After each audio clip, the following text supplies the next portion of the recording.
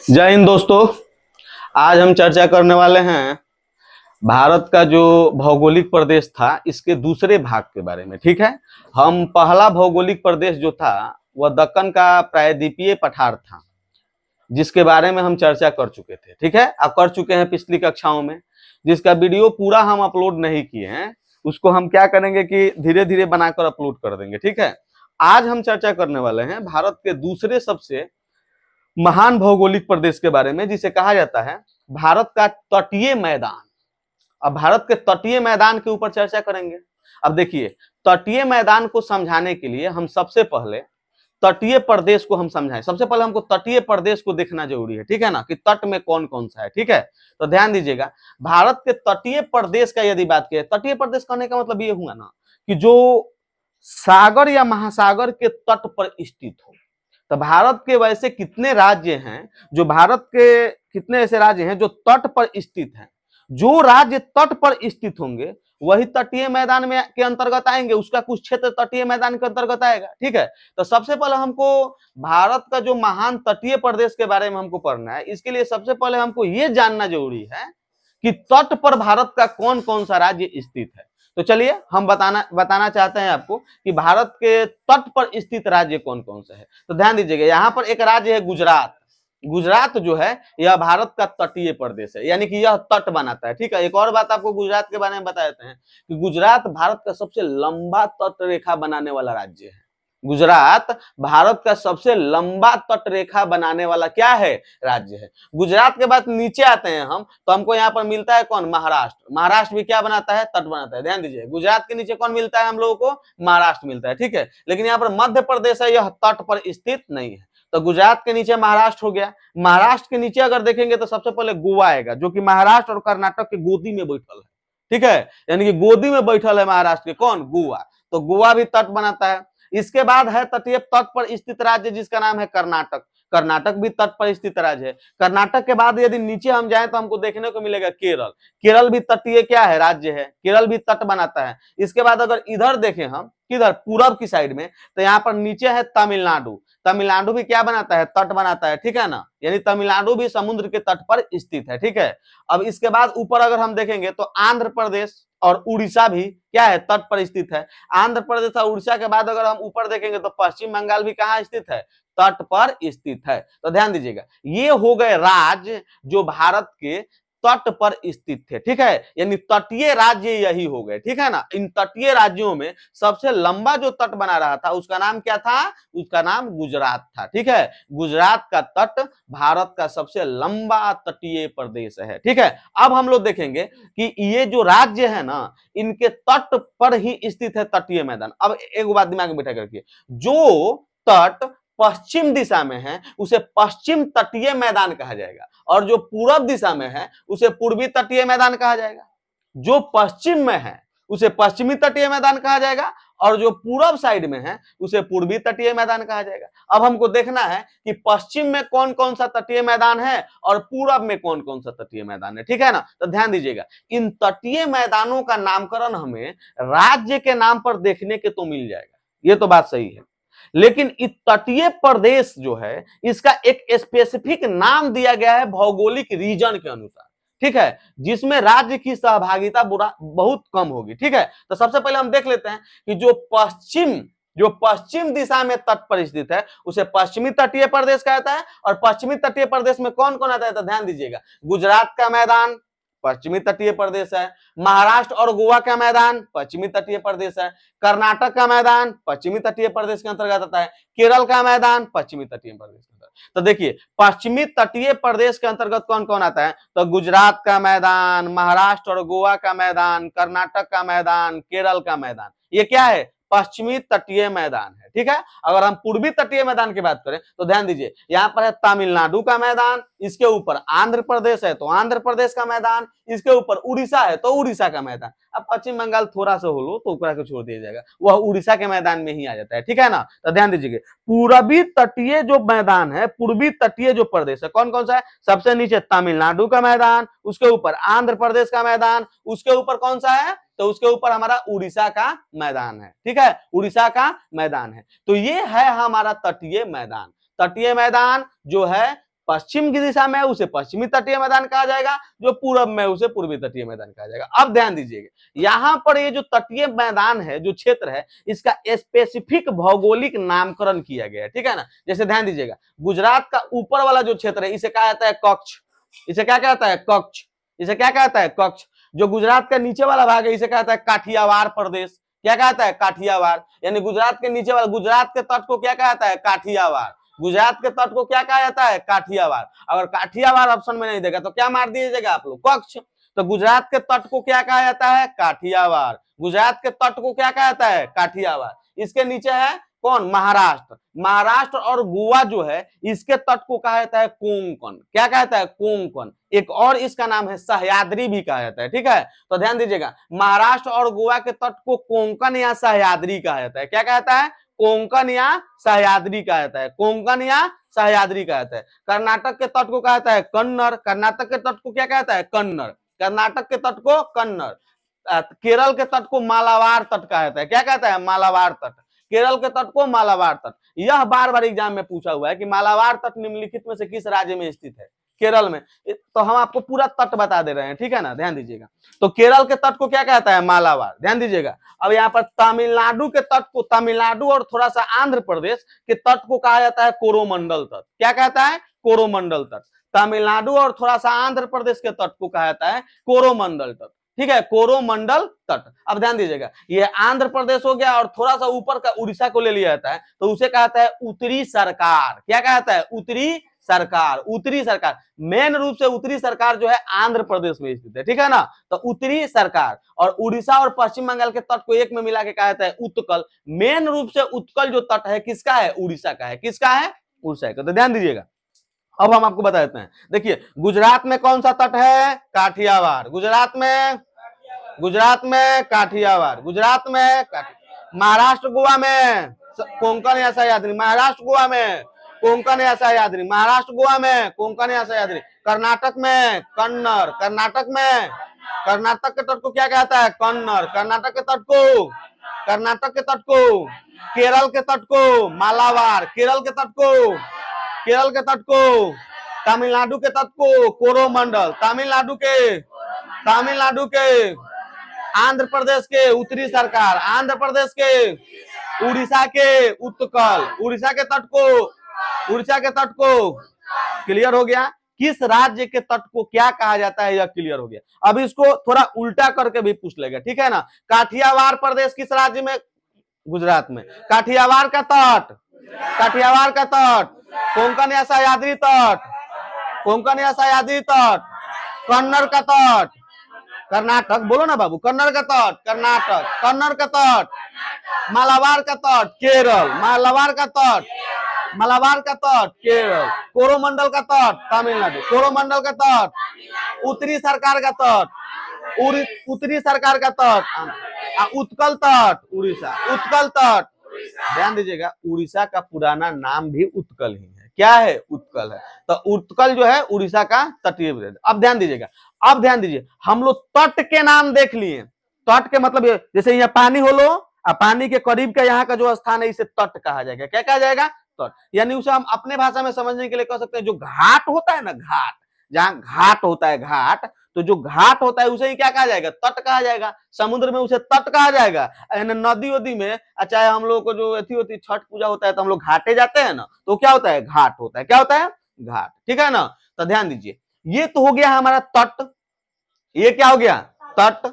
और इधर है हम लोगों का, यहां पर है, ध्यान दीजिएगा, यहां पर है पश्चिमी घाट, यहां पर है यहां पर है पश्चिमी घाट, यहां पर है पूर्वी घाट। जो इधर वाला लाइनिंग है ना, इधर वाला लाइनिंग, तो इधर वाला, इधर का जो लाइनिंग है यह पश्चिमी घाट का लाइनिंग है, और ये वाला जो लाइनिंग है यह पूर्वी घाट का लाइनिंग है। और ये जो इधर वाला लाइनिंग आपको दिखाई दे रहा है यह तट वाला लाइनिंग है। कौन वाला लाइनिंग है तट वाला। रियल में हम कह रहे हैं मालाबार तट, तो मालाबार तट ये वाला है। ये जो ये लाइन जो है ना, यहां से लेके यहां तक जो ये लाइन दिखाई दे रहा है यही है मालाबार तट, ठीक है। भितरिया नहीं है, ये खाली अरिये का क्षेत्र है, ठीक है। तो ध्यान दीजिए, ये तट हो गया और ये हो गया हमारा इधर का पश्चिमी घाट, और इधर वाला हो गया पूर्वी घाट। तो ध्यान दीजिए, पश्चिमी घाट और पश्चिमी तट, पश्चिमी घाट और पश्चिमी तट के बीच में पश्चिमी तटीय मैदान स्थित है। क्लियर हो गया? तो ध्यान दीजिएगा, पश्चिमी घाट और पश्चिमी तट के बीच में एक समतल मैदान हमें देखने को मिलता है, जिसे पश्चिमी तटीय मैदान कहा जाता है। अब ऐसे ही सेम आइए इधर पूरब में, देखा, पूर्वी तट और पूर्वी घाट के बीच में एक समतल मैदान हमें देखने को मिलता है, जिसे क्या कहता है? पूर्वी तटीय मैदान कहा जाता है। रियल में जो भारत का भौगोलिक प्रदेश हम पढ़ने वाले हैं, वो यही पढ़ने वाले हैं। कौन? पश्चिमी तटीय मैदान और पूर्वी तटीय मैदान। तो आप लोग बताइए बाबू, क्या एक वेन डायग्राम बन गया कि नहीं? अब हमको पढ़ना किसके बारे में है, आप लोग समझ गए ना? पश्चिम में पश्चिमी घाट और पश्चिम के तट के बीच वाला जो जगह है, उसके बारे में हमको क्या करना है? अध्ययन करना है। क्या करना है? अध्ययन करना है। आंख पर थोड़ा सा जोर पड़ रहा है क्या बाबू? चश्मा पहन लिया जाए, सही रहेगा। ठीक है, तो चलिए, ये बात तो आप लोग समझ गए। ठीक है, पढ़ना किसके बारे में है ये आप लोग समझ गए। अब हम लोग पढ़ने की शुरुआत करें, एक बार ओवरऑल इसका रिवीजन कर लिया जाए। ठीक है ना? मैदान जो है, ये वाला जो है, ये इसी को पढ़ना है, इसी को पढ़ना है। ठीक है, लेकिन इसको पढ़ने के लिए ये जरूरी है, और जो पीछे पढ़ लिया है पश्चिमी घाट और पूर्वी घाट, वो जरूरी है। ठीक है, यानी कि पश्चिमी घाट और इसके बीच के क्षेत्र को ये कहा जाता है। ठीक है, पूर्वी घाट और इसके बीच के क्षेत्र को क्या कहा जाता है? ये कहा जाता है। क्या कहता है ये? यानी कहे का मतलब हम कह रहे हैं ना, महाराष्ट्र या गोवा, देखिए इधर कह रहे हैं गुजरात का मैदान, महाराष्ट्र या गोवा का मैदान, कर्नाटक का मैदान, तमिलनाडु का मैदान, केरल का मैदान। क्या है केरल का मैदान? तो ध्यान दीजिए, केरल का मैदान कहें, चाहे कर्नाटक का मैदान कहें, चाहे महाराष्ट्र या गोवा का मैदान कहें, चाहे गुजरात का मैदान कहें, ये सब मैदान जो है ना, पश्चिमी तटीय मैदान का ही क्या है? भाग है। बात समझ में आया? और यह कहाँ स्थित है? तो पश्चिम के तट और पश्चिमी घाट के बीच में स्थित है। किसके बीच में स्थित है? पश्चिमी तट और पश्चिमी घाट के बीच में स्थित है, जिसमें हम आपको पश्चिमी घाट के बारे में पीछे की कक्षा में जानकारी दे दिए हैं, तट के बारे में बताइए दिए हैं। बता दिए कि नहीं? तट, केरल के तट को क्या कहा जाता है? मालाबार। केरल के तट को, केरल के तट को, उड़ीसा के तट को, उड़ीसा के तट को, महाराष्ट्र के तट को कोंकण या सह्याद्री, जहां से पूछे बता दीजिएगा आप लोग। ठीक है ना? ऐसे ही एग्जाम में पूछेगा। महाराष्ट्र के तट को कोंकण या सह्याद्री, गुजरात के तट को काठियावाड़, गुजरात के तट को, तमिलनाडु के तट को, तमिलनाडु के तट को कोरोमंडल, तमिलनाडु के तट को कोरोमंडल, तमिलनाडु के तट को, आंध्र प्रदेश के तट को उत्तरी सरकार, आंध्र प्रदेश के तट को। चलिए, अब तटीय मैदान के ऊपर चर्चा किया जाए।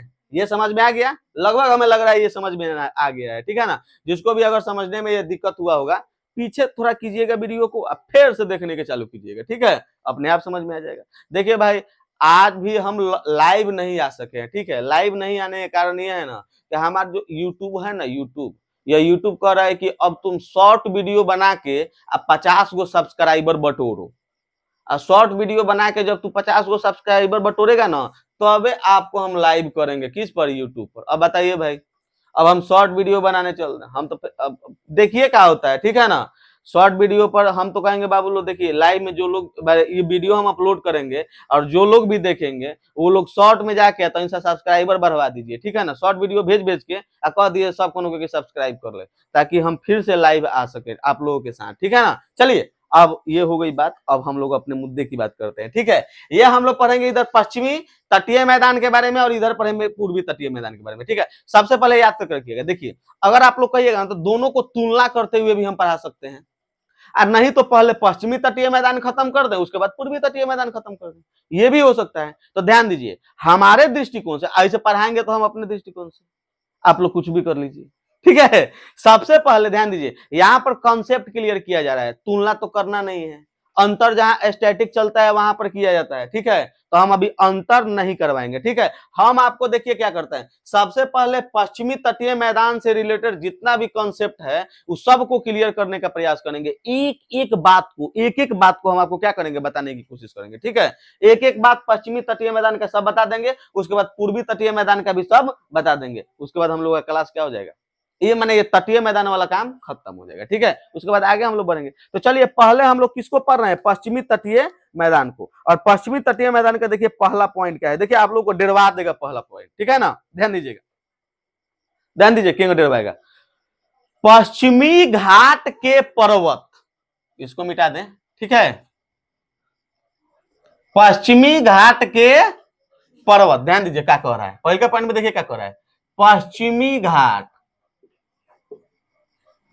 पश्चिमी घाट जो है ना, तो पश्चिमी घाट का जो पर्वत है वह पश्चिमी घाट के पर्वत प्लस अरब सागर, कौन सागर, अरब सागर। पश्चिमी घाट के पर्वत और अरब सागर के बीच के मैदान को क्या कहा जाता है, पश्चिमी तटीय मैदान कहा जाता है। बताओ हुआ कि नहीं। तब पश्चिम, ध्यान दीजिए कितना महत्वपूर्ण बात है कि पश्चिमी घाट की पहाड़ी, पश्चिमी घाट की पर्वत या पश्चिमी घाट की पहाड़ी तथा अरब सागर के बीच उपस्थित तटीय मैदान को क्या कहा जाता है, पश्चिमी तटीय मैदान कहा जाता है। बात आप लोग समझ गए हैं, कोनो दिक्कत नहीं है किसी को। दूसरा नेक्स्ट पॉइंट पर आते हैं। देखिए नेक्स्ट पॉइंट क्या कह रहा है, कह रहा है कि यह जो मैदान है ना, ये जो पश्चिमी तटीय मैदान है, पश्चिमी तटीय मैदान, यह जो मैदान है ना, ध्यान दीजिए, नदियों के निक्षेपण के द्वारा, अब हम आपको सब बताएंगे, नदियों के निक्षेपण के द्वारा निर्मित मैदान का उदाहरण है। यानी कि नदियां क्या की है ना, कि इधर से काट छाट के जो भी मलबा है, चाहे पर्वत है, पठार है, भूमि का अवशेष है, जंगल ओंगल जितना कुछ है, सबको नदी काट छाट के लाई है, यहाँ लिया के पनिया में ढकेल दी है। ढकेलते ढकेलते ढकेलते ढकेलते ढकेलते ढकेलते भूमि जो है ऊपर उठ गया है तट, और इससे ही क्या हुआ है कि पश्चिमी घाट का ये जो तट है इसका निर्माण हुआ है। कहना यही चाहता है पॉइंट कि पश्चिमी तटीय मैदान जो है ना, इसका निर्माण जो है नदियों के निक्षेपण के प्रक्रिया के परिणाम स्वरूप हुआ। निक्षेपण के मतलब लाकर छोड़ देना, लाकर छोड़ देना, तो निक्षेपण के प्रक्रिया के परिणाम स्वरूप हुआ है। किंतु पश्चिम की तरफ प्रवाहित होने वाली जितनी भी नदियां हैं, पश्चिम दिशा की तरफ प्रवाहित होने वाला जितनी भी नदियां हैं, बाबू लोग ध्यान दीजिएगा, जितनी भी नदियां हैं, जितनी भी नदियां हैं, पश्चिम की तरफ प्रभावित होने वाली जो नदियां हैं, वह पहला बात यह है कि वह आकार में क्या है, छोटी है। इसी कारणवश यह मैदान एक संकरी मैदान का उदाहरण है। कैसे मैदान का उदाहरण है, ध्यान दीजिए, पश्चिम दिशा में, ध्यान दीजिए, पश्चिम दिशा में बहने वाले नदियों के द्वारा निक्षेपण किया गया है लाकर, तो क्या हुआ है, पश्चिमी तटीय मैदान का निर्माण हुआ है। लेकिन हम यह बात बता रहे हैं कि पश्चिम दिशा में प्रवाहित होने वाली जितनी भी नदियां हैं वह छोटी छोटी है। कैसी है, छोटी छोटी। तो छोटी छोटी नदियां हैं, तो छोटी छोटी नदियां जो है निक्षेपण भी कम करेंगी, और जब निक्षेपण कम करेंगी तो चाकर मैदान बनेगा कि पतला मैदान बनेगा, पतला मैदान बनेगा। अब पतला, भूगोल के भाषा में पतला को कहा जाता है संकरा। क्या कहता है, संकरा। इस आधार पर हम कह सकते हैं कि पश्चिमी तटीय मैदान क्या है, संकरी तटीय मैदान का उदाहरण है। संकरी है, संकरी का मतलब क्या है, पतली है। क्या है, पतली, ज्यादा चौड़ा मैदान नहीं है, पतला ही मैदान बनाया गया है, ठीक है। और बनाने का, पतला मैदान होने का सबसे प्रमुख रीजन क्या है, क्योंकि इस दिशा में बहने वाली जो नदियां हैं वह छोटी छोटी नदियां हैं, ठीक है। ज्यादा जो है, ज्यादा अवशेष को लाकर ये निक्षेपण नहीं किए, ठीक है, थोड़ा थोड़ा लाकर निक्षेपण किए, तो पातरे डरेरी खानी मैदान बन गलो, भिंडू खानी यहाँ से लेके उंगल कौन दिक्कत समझ में, बान खानी बन गलो, माने बानू खानी नहीं है भाई, इधर बहुत बड़ा बड़ा शहर स्थित है, मुंबई स्थित है, ठीक है ना, तो ऐसा नहीं है। लेकिन पश्चिमी घाट के तुलना में इसकी चौड़ाई जो है क्या है, कम है, ठीक है, यानी कि संकरी है। क्या है, संकरी। अब ध्यान दीजिएगा, ये जो क्या है, इसका चौड़ाई संकरी। तो ध्यान दीजिए, इधर हम कह रहे हैं कि इसकी जो चौड़ाई है, क्या है बाबू, इसकी जो चौड़ाई है यह संकरी है। क्या है, संकरी है। इसकी चौड़ाई क्या है, संकरी, यानी कि पतली है। अब प्रमुख कारण क्या है, छोटी नदी, छोटी नदी, यानी कि छोटी नदियों के द्वारा निक्षेपण की क्रिया किया गया है। यही कारण है कि पश्चिमी तटीय मैदान क्या है, कम चौड़ी है। क्या है बाबू, कम चौड़ी है, ठीक है। अगला पॉइंट देखिएगा, देखो पश्चिमी तटीय क्षेत्र में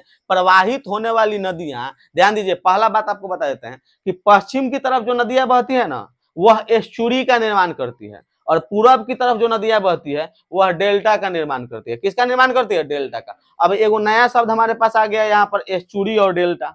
एस्चुरी क्या है, डेल्टा क्या है, यह आपको डेल्टा के चैप्टर में हम आपको अच्छे से बताएंगे, ठीक है। लेकिन अभी सिर्फ आपको ये बता देते हैं कि एस्चुरी याद करके रखिएगा। एस्चुरी का निर्माण वे नदियां करती है जिन नदियों की जो गति है अधिक होती है, ठीक है। और जिन नदियों की गति अधिक होती है ना, तो वह नदियां बहते बहते आएंगी और यहाँ पर जहां पर सागर में वो मिलेंगी उस क्षेत्र को क्या कहा जाता है, नदी का मुहाना। क्या कहा जाता है, नदी का।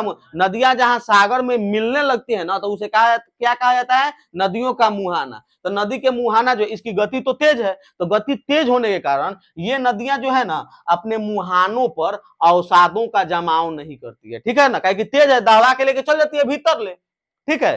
तो भीतर ले लेके चल जाती है और नदियां जब यहाँ पर गिरते हैं तो यहाँ पर खाई यानी कि यहाँ पर गहरा स्थान बना देती है, ऐसे कीप के आकार के, ठीक है ना। इसे ही कहा जाता है एस्चुरी। क्या कहता है, एस्चुरी। और डेल्टा क्या है, तो ध्यान दीजिए, इधर यानी कि पूरब दिशा में, पूरब दिशा में बहने वाली जितनी भी नदियां हैं, पहला बात की वह लंबाई में लंबा लंबा है, तो ढेर लंबा है तो ज्यादा दूरी तय करने के कारण इनकी गति भी कम होगी।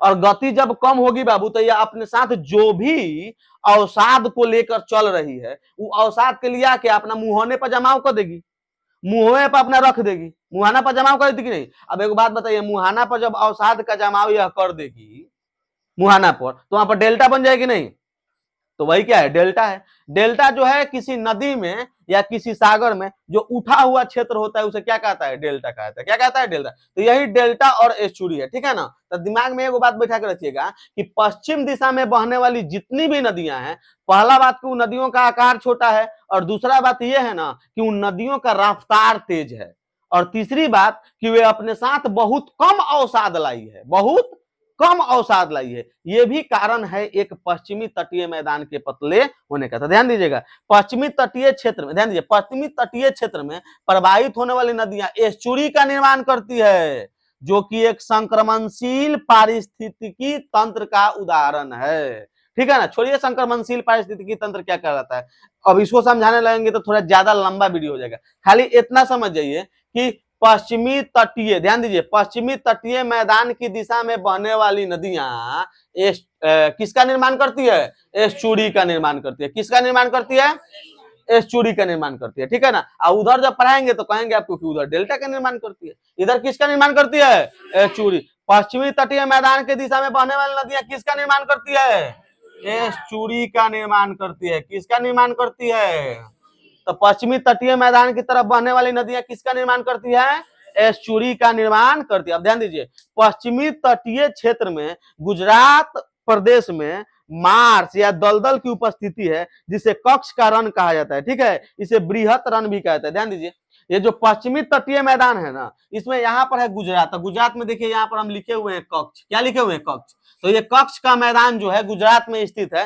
जो कि पश्चिमी तटीय मैदान का ही एक भाग है। और एक इसका खासियत एक बता रहे हैं आपको कि यह एक दलदली भूमि है। क्या है, दलदली भूमि है, यानी कि दलदल टाइप के बोलो, ठीक है ना। और नमकीन भूमि भी है यह, ठीक है, दलदली भूमि है। और दूसरा बात आपको बताते हैं, कक्ष का एक रण है, कक्ष का रण। और कक्ष का रण जानते हैं किस लिए प्रसिद्ध है, जंगली सुअरों के, गधा के लिए। हाँ, जंगली गधा के लिए प्रसिद्ध है। किस लिए प्रसिद्ध है, जंगली गधा के लिए प्रसिद्ध है। कौन, कक्ष का रण। कौन, कक्ष का रण। तो यहाँ पर कक्ष है, क्या हुआ, कक्ष है, कक्ष दलदली क्षेत्र है, ध्यान दीजिएगा। तो पश्चिमी तटीय मैदान में कक्ष, ध्यान दीजिए, एक कक्ष है जो गुजरात में स्थित है। कहाँ स्थित है, गुजरात में। और यह दलदली भूमि का क्या है, उदाहरण है। किसका उदाहरण है, दलदली भूमि का उदाहरण है। आगे देखिए, देखिए पश्चिमी तटीय मैदान में अलग अलग प्रकार के मृदा की उपस्थिति है। माने पश्चिमी तटीय जो मैदान है ना, यहाँ पर अलग अलग जगह पर अलग अलग मृदा पाई जाती है, ठीक है। जैसे केरल में हमारा लेटेराइट मिट्टी पाई जाती है। केरल में कौन मिट्टी पाई जाती है, लेटेराइट मिट्टी मिलती है। कोंकण या कन्नड़ तट में जब हम जाएंगे, कोंकण या कन्नड़, सह्याद्री बताया है ना, कोंकण, सह्याद्री और कन्नड़, इस सब क्षेत्र में हमको लाल मिट्टी मिलती है। कौन सी मिट्टी मिलती है, लाल मिट्टी मिलती है। गुजरात का काठियावाड़ वाला प्रदेश में अगर हम जाएंगे तो हमें काली मिट्टी मिलेगी। कौन मिट्टी मिलेगी। और अब कक्ष के मैदान में जाएंगे तो हमें जलोढ़ मिट्टी मिलेगी। कौन सी मिट्टी मिलेगी, जलोढ़ मिट्टी। देख रहे हैं, तो ये कक्ष का रण किस मिट्टी के लिए प्रसिद्ध है, जलोढ़ मिट्टी। कौन मिट्टी, जलोढ़ मिट्टी। काठियावाड़ और काठियावाड़ प्रदेश किस मिट्टी के लिए प्रसिद्ध है, काली मिट्टी बाबू। कौन मिट्टी के लिए, काली मिट्टी के लिए प्रसिद्ध है। कोंकण, सह्याद्री या कन्नड़, ये तीनों किस लिए प्रसिद्ध है, तो ये हमारा किस मिट्टी के लिए प्रसिद्ध है, लाल मिट्टी किस मिट्टी के लिए प्रसिद्ध है? लाल मिट्टी के लिए प्रसिद्ध है। और ये जो मालाबार वाला क्षेत्र है यह किस मिट्टी के लिए प्रसिद्ध है? लेटेराइट मिट्टी। कौन सी मिट्टी? लैटेराइट मिट्टी। ठीक है ना? तो ध्यान दीजिएगा, हमारा जो पश्चिमी तटीय प्रदेश है, हमारा जो पश्चिमी तटीय मैदान है, यह यहाँ पर हमें मिट्टियों में भी भिन्नताएं देखने को मिलती है। अलग अलग क्षेत्र में अलग अलग प्रकार के हमें मिट्टी देखने को मिलती है। ठीक है, कक्ष के रण जो है वहां पर हमें जहां जलोढ़ मिट्टी देखने को मिलती है, वहीं पर काठियावाड़ वाला प्रदेश है वहां पे काली मिट्टी देखने को मिलती है। ठीक है, महाराष्ट्र में जो कोंकण या सह्याद्री वाला क्षेत्र है और इसके बाद जो कर्नाटक में कन्नड़ वाला क्षेत्र है, इस क्षेत्र में हमें लाल मिट्टी देखने को मिलती है, जबकि मालाबार के क्षेत्र में हमें लेटेराइट मिट्टी देखने को मिलती है। ठीक है, मालाबार के क्षेत्र में कौन सा मिट्टी देखने को मिलती है? लेटेराइट मिट्टी हमें देखने को मिलती है। यानी कि पश्चिमी तटीय मैदान है, ये अलग अलग भागों में अलग अलग मिट्टियां पाई जाती है या देखने को मिलती है, इसके अलग अलग भाग में। ठीक है, कोनो दिक्कत समझने में? कोई दिक्कत नहीं ना है? ये वाला पॉइंट समझ गए ना? अलग अलग क्षेत्र में अलग अलग मिट्टी पाई जाती है। अब अगला पॉइंट सुनिए, पश्चिमी तटीय मैदान के जो काठियावाड़ के क्षेत्र है ना, वहां पर गिर तथा गिरनार जैसी पहाड़ियां उपस्थित है। ठीक है, तथा गिर क्षेत्र एक राष्ट्रीय उद्यान है जो कि शेरों के लिए क्या है? प्रसिद्ध है। किस लिए प्रसिद्ध है? शेरों के लिए। ध्यान दीजिएगा, पश्चिमी जो तटीय मैदान है, यहाँ पर गुजरात में गिर और गिरनार है। कौन है? गिर और गिरनार पर्वत स्थित है। गिर और गिरनार पर्वत उपस्थित है। कहां? गुजरात में गिर और गिरनार पर्वत उपस्थित है। और यहाँ पर गिर राष्ट्रीय उद्यान भी स्थित है, एक नेशनल पार्क स्थित है। ठीक है, गिर नेशनल पार्क। और यह जो गिर नेशनल पार्क है ना, यह एशियाई शेरों के लिए क्या है? प्रसिद्ध है। एशियाई शेरों के लिए क्या है? प्रसिद्ध है। ठीक है, तो शेर के लिए कौन प्रसिद्ध है? गिर या गिरनार। और यह कहाँ स्थित है? गुजरात के काठियावाड़ प्रदेश में। और गुजरात जो है वह किस तटीय मैदान का हिस्सा है? पश्चिमी तटीय मैदान का क्या है? हिस्सा है। पश्चिमी तटीय मैदान का क्या है? हिस्सा है। कोनो दिक्कत समझने में यहां तक? नहीं ना? आगे सुनिए, अगला पॉइंट हम पश्चिमी तटीय मैदान का लेते हैं। तो ध्यान दीजिए, पश्चिमी तट की जलवायु। ध्यान दीजिए, तो यहाँ पर क्या है? गिर है। क्या है? गिर राष्ट्रीय उद्यान है। ठीक है, जो कि एशियाई शेरों के लिए प्रसिद्ध है। किस लिए प्रसिद्ध है? एशियाई शेरों के लिए क्या है? प्रसिद्ध है। एशियाई शेरों के लिए क्या है? प्रसिद्ध है। एशियाई शेरों के लिए क्या है जी? प्रसिद्ध। अब ध्यान दीजिएगा, पश्चिमी तट की जो जलवायु है ना, पश्चिम का जो तट है, इधर का जो जलवायु है, यह उष्ण है। कैसा है? उष्ण कटिबंधीय। उष्ण कटिबंधीय अर्ध उष्ण कटिबंधीय अर्ध जलवायु है। उष्ण कटिबंधीय आर्द्र जलवायु है। कैसी है? उष्ण कटिबंधीय आर्द्र जलवायु। अब ध्यान दीजिए, हम आपको एक जलवायु चैप्टर अलग से पढ़ाएंगे। जब जलवायु चैप्टर आपको पढ़ाएंगे तो उसमें आपको हम बताएंगे कि उष्ण कटिबंधीय आर्द्र जलवायु क्या होता है। ठीक है ना? तो यहाँ ये जो पश्चिमी घाट है, यहाँ की जलवायु कैसी है? उष्ण कटिबंधीय आर्द्र जलवायु। कैसी जलवायु है? तो उष्ण कटिबंधीय उष्ण कटिबंधीय आर्द्र जलवायु। तो पश्चिमी घाट में हमें कैसा जलवायु देखने को मिलता है? उष्ण कटिबंधीय आर्द्र जलवायु। उष्ण कटिबंधीय आर्द्र जलवायु देखने को मिलती है, जहां मानसून के द्वारा ग्रीष्म ऋतु में भारी वर्षा होती है। गर्मी के दिन में यहाँ पर जो मानसून है ना, ये गर्मी के दिन में, यानी कि मानसून के द्वारा, किसके द्वारा? मानसून के द्वारा गर्मी के दिन में, कौन दिन में? गर्मी के दिन में भारी वर्षा कराई जाती है। कैसी वर्षा कराई जाती है? बहुत ज्यादा मात्रा में पश्चिमी तटीय प्रदेश में क्या होती है? वर्षा होती है। क्यों? क्योंकि यहाँ का जो जलवायु है उष्ण कटिबंधीय है। कैसा है? उष्ण कटिबंधीय आर्द्र जलवायु है। कैसा है? उष्ण कटिबंधीय आर्द्र जल। तो ग्रीष्म काल में इधर बहुत ज्यादा मात्रा में क्या होता है? वर्षा होता है। और इस प्रकार की जलवायु को क्या कहता है? कोपेन नामक जो विद्वान थे ना, उन्होंने AMW प्रकार का जलवायु कहा था। क्या कहा था? AMW। तब पश्चिमी घाट की जो जलवायु है, पश्चिमी घाट की जो जलवायु है, क्या है? जलवायु, इसे कोपेन के द्वारा, किसके द्वारा? कोपेन के द्वारा AMW AMW कैटेगरी के जलवायु में रखा गया है। अब हम आपको बताएंगे कि कोपेन के द्वारा जलवायु का विभाजन किस प्रकार किया गया है, ठीक है।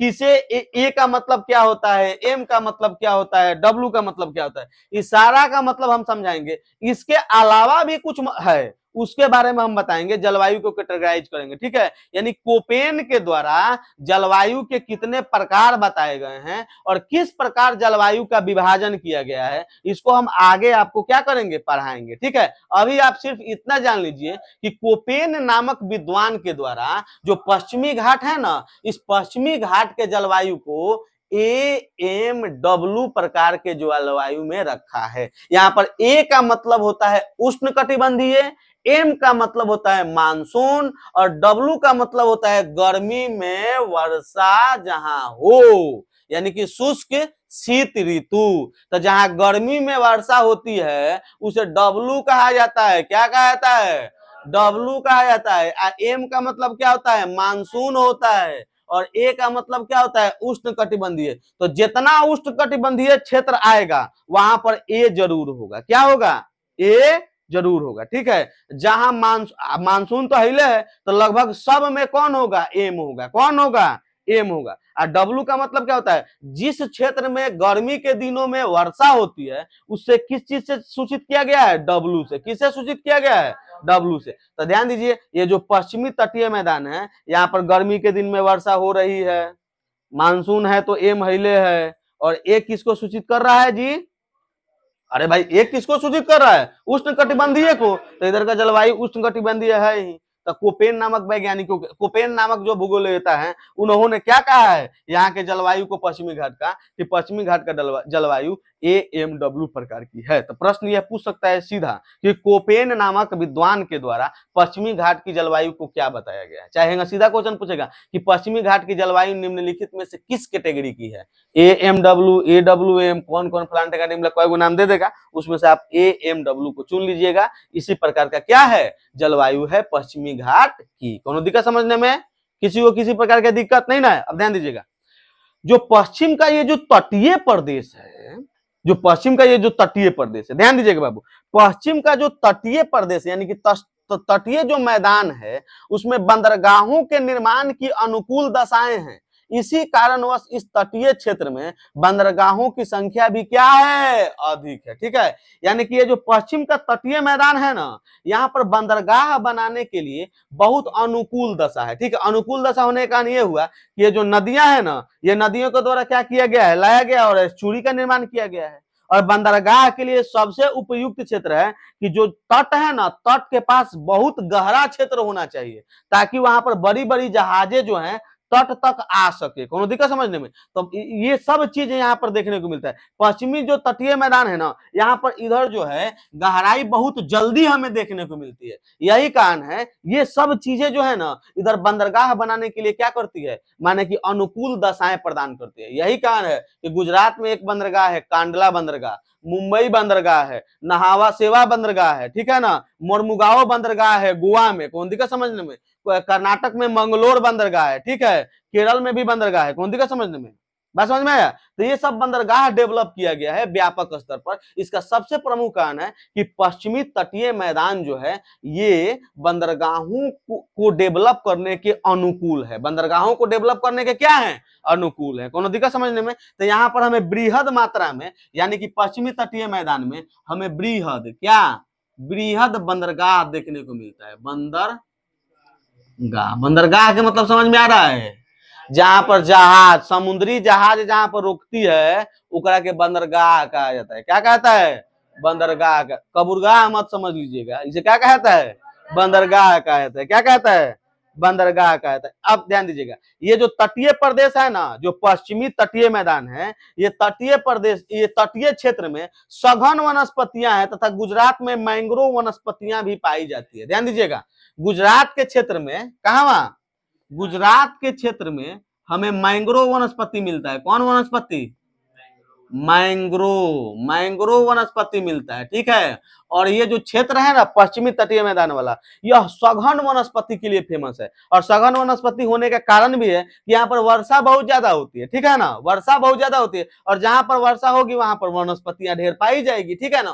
तो ध्यान दीजिएगा, पश्चिमी तटीय जो मैदान है यहाँ पर सघन वनस्पति हमें देखने को मिलती है। और गुजरात के क्षेत्र में हमें मैंग्रोव वन भी देखने को मिलता है। ऐसे अगर देखा जाए ना तो भारत में सबसे ज्यादा मैंग्रोव वन सुंदरवन के डेल्टा में मिलता है, यानी कि सुंदरवन जो है हमारा वहां पर देखने को मिलता है, ठीक है ना। हाँ, लेकिन मैंग्रोव वनस्पति इधर गुजरात में भी देखने को मिलती है। तो पश्चिमी तटीय मैदान जो है यह सघन वनस्पति के लिए प्रसिद्ध है जी। हाँ, इतना ना सघन वनस्पति है कि जीव जंतुओं का हजारों में प्रकार यहाँ पर पाया गया है। यही कारण है कि इसे पश्चिमी घाट को हॉट स्पॉट में क्या किया गया है, शामिल किया गया है। पॉइंट समझ रहे हैं ना। तो इस तटीय क्षेत्र में हमें सघन वनस्पतियां देखने को मिलती है। कैसी वनस्पति देखने को मिलती है, सघन वनस्पति, ठीक है ना। वनस्पति जो है यहाँ पर काफी सघन हमें देखने को मिलती है। आगे सुनिएगा, यहाँ पर चक्रवात भी आता है।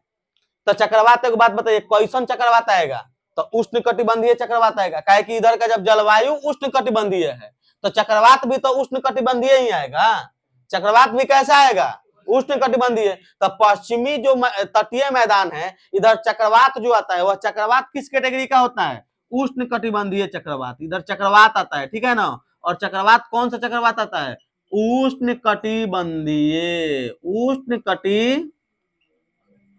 उष्ण कटिबंधीय चक्रवात आता है। कहां, वहां पश्चिमी तटीय मैदान में। ध्यान दीजिएगा, इधर पश्चिमी तटीय मैदान जो है ना, ध्यान दीजिए, अगर उत्पादन के दृष्टिकोण से बात किया जाए तो पश्चिमी तटीय मैदान में केला का उत्पादन किया जाता है, नारियल के लिए क्या है, प्रसिद्ध है, काजू के उत्पादन के लिए हमारा केरल प्रसिद्ध है, क्योंकि लेटेराइट मिट्टी पर किसका उत्पादन किया जाता है, काजू का। और लेटेराइट मिट्टी कहाँ पाया जाता है, केरल में पाया जाता है। तो ध्यान दीजिएगा, ये जो पश्चिमी तटीय मैदान है यह किस किस के उत्पादन के लिए फेमस है, तो केरल के केला के उत्पादन के लिए फेमस है, नारियल उत्पादन के लिए फेमस है, नारियल उत्पादन के नारियल के अलावा किसके लिए, नारियल उत्पादन के लिए फेमस है। इसके बाद काजू उत्पादन के लिए। और काजू का उत्पादन किस मिट्टी पर होता है ये पूछ देता है, तो काजू का उत्पादन लेटेराइट मिट्टी पर होता है। अब ध्यान दीजिए, ये जो केला है, केला किस मिट्टी पर होता है, नवीन जलोढ़ मिट्टी पर होता है। हम आपको बताए हैं जलोढ़ मिट्टी कक्ष का रन जो है, तो उधर केला का उत्पादन हमें देखने को मिल जाएगा। और नारियल तो पूरा केरल हम लोगों के नारियल के लिए प्रसिद्ध है, कोनो दिक्कत समझने में। तो ध्यान दीजिए, पश्चिमी तटीय मैदान जो है यह केला, नारियल तथा काजू के उत्पादन के लिए क्या है, प्रसिद्ध है। कोनो दिक्कत समझने में। अब ध्यान दीजिएगा, पश्चिमी घाट, पश्चिमी घाट या पश्चिमी तटीय मैदान। तो पश्चिमी घाट के तरफ जो पश्चिमी तटीय मैदान है ना, यह मत्स्यन के लिए भी प्रसिद्ध है। कहने का मतलब ये हुआ कि इधर मछुआरा लोग जो है ना, यह मछली भी खूब मारता है, ठीक है ना। तो यह मत्स्यन के लिए भी प्रसिद्ध है। किस लिए प्रसिद्ध है, मत्स्यन के लिए भी प्रसिद्ध है। कौन, पश्चिमी तटीय मैदान। मछली उत्पादन के लिए भी क्या है, प्रसिद्ध है। मछली रूपचंदा, कौन मछली, आजकल हम लोग के एरिया में रूपचंदा मछली बड़ा फेमस हुआ है। का कौन आदमी भोज करा रहा है, रूपे चंदा, रूपे चंदा पियासी के भाव में मिल ली तो ये कहाँ सस्ता में, ये काम है, ठीक है। अच्छा आप लोग एक बात बताइए, अगर रोहू मछली भोज में चलाते हैं तो कोई आदमी का ढीर भर के जाएगा,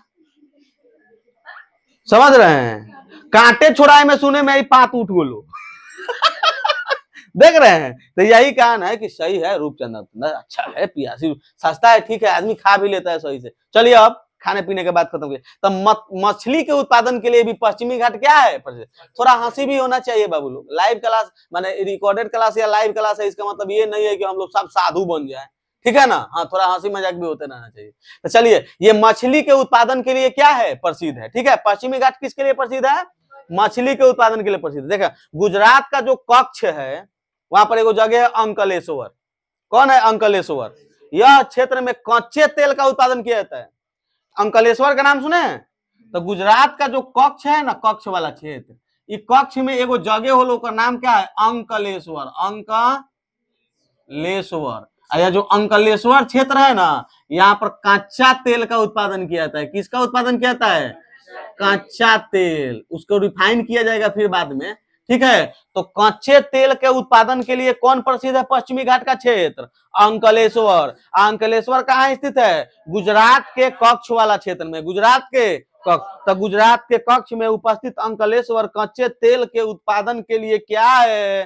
प्रसिद्ध है। क्या है बाबू? प्रसिद्ध है। कोनो दिक्कत समझने में? अब ध्यान दीजिएगा, पश्चिमी तट पर मृदा अपरदन तथा लवणीकरण की समस्या प्रमुख है। साथ ही प्राकृतिक आपदा के रूप में बाढ़ एक गंभीर, मैंने कहने का मतलब कि यहाँ पर लवणीकरण हुआ है, मृदा का अपरदन हुआ है, मिट्टी जो है कट चुकी है, ठीक है, डायरेक्ट हम लोग को ढाल दिखाई देता है, तो मृदा का अपरदन, लवणीकरण की समस्या। लवणीकरण कहने का मतलब ये हुआ ना कि पश्चिमी तटीय मैदान जो है ना, यह नमकीन हो चुका है। कैसा हो चुका है? नमकीन। हमको पता है कि नमकीन यदि भूमि हो जाए ना, लवण खानी भूमि यदि हो जाए, तो याद कर, लवण टाइप का अगर भूमि हो जाएगा तो उस पर हम जो है खेती, जो छोटे छोटे जो फसल है, जैसे धान हो गया, गन्ना, धान हो गया, गेहूं हो गया, इस सब का उत्पादन नहीं कर पाएंगे। तो लवणीकरण की समस्या से क्या हुआ है ना कि इधर जो है खाद्यान्नों का जो है उपज क्या है, माने आम समस्या बन चुका है, ठीक है ना। तो पश्चिमी तटीय मैदान का क्या हुआ है? लवणीकरण हुआ है, चाहे मिट्टी का क्या हुआ है? अपरदन हुआ है, भूमि। हम तो बचपना में जब हम लोग थे तो सुन रहे थे कि वह, हम लोग सुनते थे कि कौन सा राज्य है जहां पर मिट्टी चुराई जाती है, मिट्टी चोरावल जाला। तो हमने के कोनो आदमी मजाक में इनका तलक केरल, अब समझ में आ रहा है कि सही में चुराया जाता होगा, क्योंकि पूरा पानी पानी है, पानी पानी है, तो माटी चुराया जाता होगा, रियल बात है। किस लिए? फसल का उत्पादन करने के लिए, चाहे कि घर और बनाने के लिए माटी चुराते लगा, माने यहाँ भी तो मिट्टी चोरी हो रहा है बाबू। चेवड़ा के सारा माटी काट के, सॉरी याद ले, सॉरी, और ये काहे खाती कि जब बरसात के दिन आई तो वो माटी, चलिए उतना भेद खोलने की जरूरत नहीं है क्या। इधर भी हमारे सब्सक्राइबर ढेर लो हैं, कौन दिक्कत समझने में? हाँ, सब अनसब्सक्राइब करने लगेगा, हो गया। ऐसे भी हमारा क्या है, यूट्यूब जो है बार बार निर्देश दे रहा है, कौन दिक्कत समझने में? सवेरे कम्युनिटी गाइडलाइंस कुछ भेजा था, कौन दिक्कत समझ, अब उसको सुधार करने में लगा 1 घंटा, अब फिर कुछ कुछ भेज देगा, हो झंझटे खत्म हो जाएगा। मैंने 100 को सब्सक्राइबर नहीं हुआ। चलिए आइए, तो क्या हुआ है, यहाँ के मिट्टी का क्या हुआ है? अपरदन हुआ है व्यापक स्तर पर, ठीक है। तो यहाँ के मिट्टी का क्या हुआ है? मृदा जो है, मृदा का अपरदन हुआ है। क्या हुआ है? अपरदन हुआ है। मृदा का लवणीकरण हुआ है। क्या हुआ है? लवणीकरण हुआ है। इसके बाद अगर देखा जाएगा तो मिट्टी का क्या हुआ है जी? हाँ, अपरदन और लवणीकरण हुआ है, ठीक है, बहुत व्यापक स्तर पर, ठीक है, मृदा का। कोनो दिक्कत समझने में?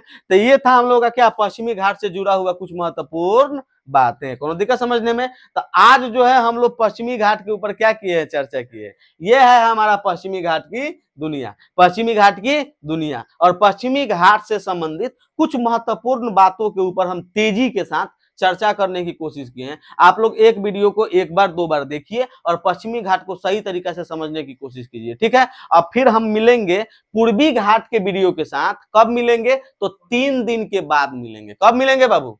3 दिन के बाद अपलोड होगा हमारा पूर्वी घाट का वीडियो, क्योंकि हम जाने वाले हैं मॉन्क्स से मुलाकात करने। मॉन्क्स किसके होते हैं? तो बौद्ध धर्म के। कौन दिक्कत समझने में? हाँ, कुछ ज्ञान की प्राप्ति हमको भी करनी है, ठीक है। चलिए, तो हम लोग मिलते हैं फिर नेक्स्ट वीडियो में। तब तक के लिए आप लोगों से लेते हैं विदा हम। जय हिंद,